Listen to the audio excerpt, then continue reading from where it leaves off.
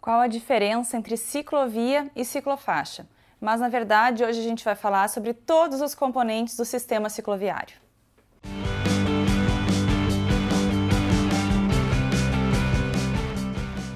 A gente carece de maior regulamentação em relação ao sistema brasileiro cicloviário. Então, tudo que eu vou comentar contigo hoje é o que consta no Manual Brasileiro de Fiscalização do Trânsito.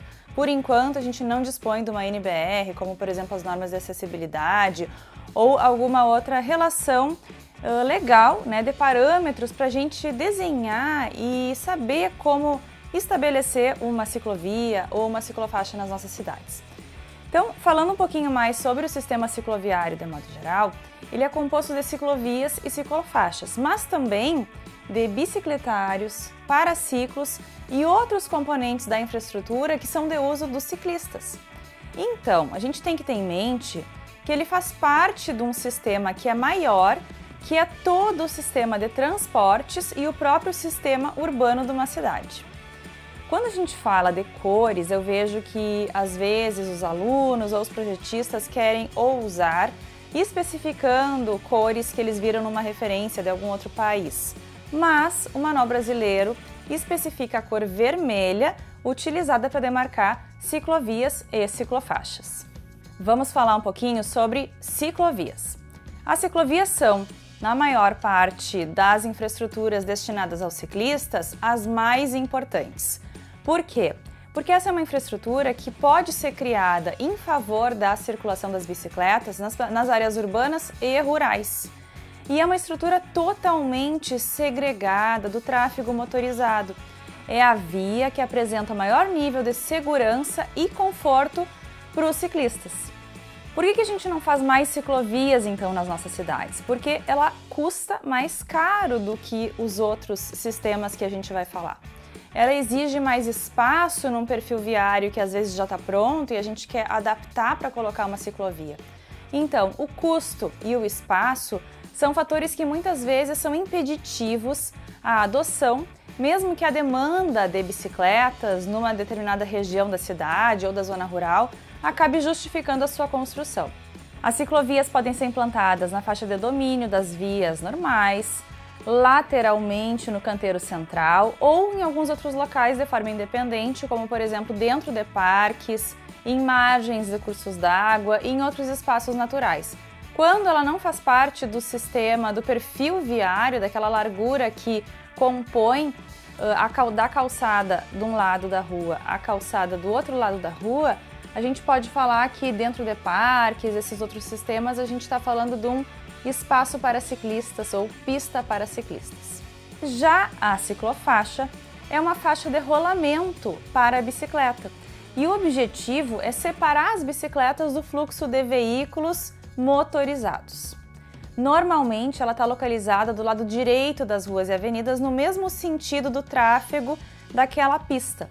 E ela pode ainda ser implantada nas proximidades dos cruzamentos, sempre indicando uma linha separadora pintada no piso ou ainda com auxílio de outros recursos de sinalização para separar bem o local destinado a cada modal de transporte.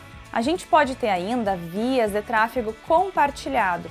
O Código de Trânsito Brasileiro prevê que nas vias urbanas e nas rurais de pista dupla, a circulação das bicicletas deverá ocorrer quando não houver ciclovia, ciclofaixa ou acostamento, ou quando não for possível a utilização desses nos bordos da pista de rolamento, no mesmo sentido da circulação regulamentado pela via, com preferência sobre os veículos automotores. O que significa isso? Que a gente pode ter vias compartilhadas e a preferência é sempre do ciclista, que é o modal mais vulnerável em relação ao veículo motorizado.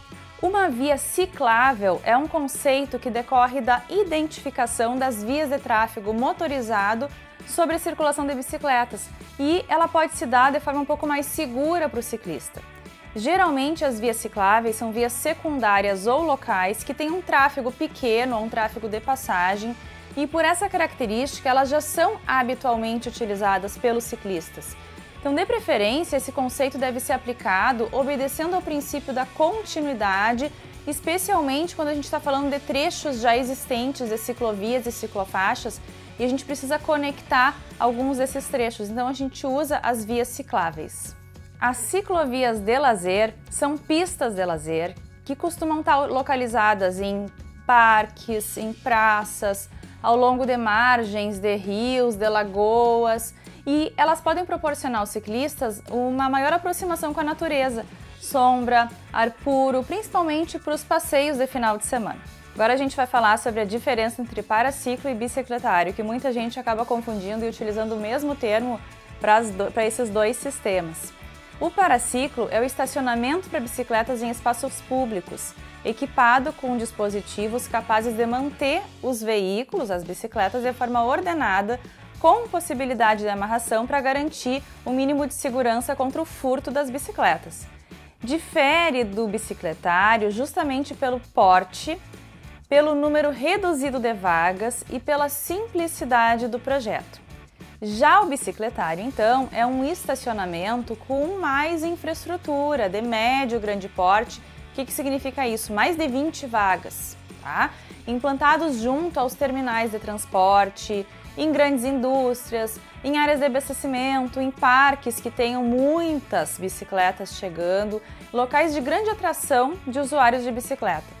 Então esse equipamento, geralmente de média ou grande capacidade, pode incluir ainda um controle de acesso, uma cobertura, uma bombinha de ar comprimido para dar o apoio para algum pneu que está esvaziando e até uma borracharia em alguns casos. Então, paraciclo de menor porte, bicicletário de maior porte. Mas o nosso sistema cicloviário ainda é composto de outros elementos que eu nem tenho a pretensão aqui de esgotar a lista desses componentes do sistema cicloviário, mas é importante a gente saber que a gente cita, né, alguns equipamentos, elementos destinados de forma exclusiva ou preferencial dos ciclistas, como por exemplo passarelas de pedestres, passagens subterrâneas, pontes, elevadores, além de outras instalações de equipamentos que podem permitir a integração da bicicleta com outros modais de transporte.